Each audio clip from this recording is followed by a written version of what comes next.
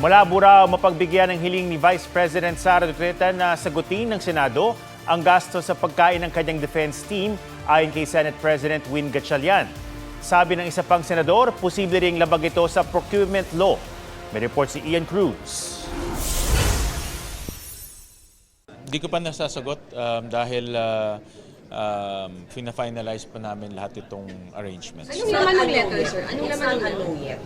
O it's a no already? We cannot afford it. Yan ang tugon ni Senate President Win Gatchalian matapos kumpirmahin ng liham ni Vice President Sara Duterte tungkol sa pagkain ng kanyang defense team. Nakasaad sa sulat na pinapasagot ng bise sa Senado ang pagkain ng kanyang defense team dahil sa umano'y security concerns. Ayon sa Senate President, hindi ito basta-basta ang magagawa. Sa rules po, pwede din ba yun? Kung may pondo kayo, pwedeng sagutin ang pagkain ng lawyers o hindi talaga kasama? COA rules po. Decision na yan ng management ng Senado kung papayagan o hindi. But it's a basic issue of budget.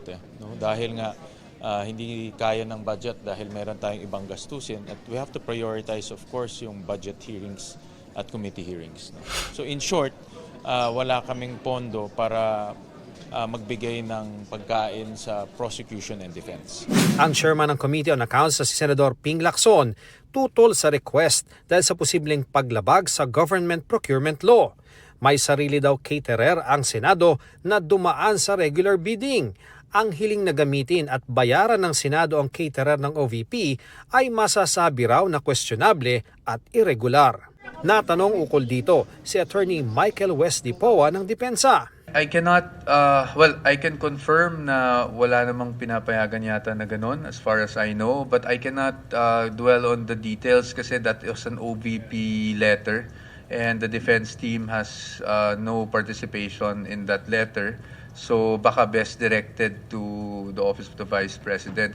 Sinubukan naming kunin ang panig ng OVP ukol sa liham ni VP Sara pero hanggang ngayon ay wala pang tugon ng OVP ukol dito. Ian Cruz, GMA News.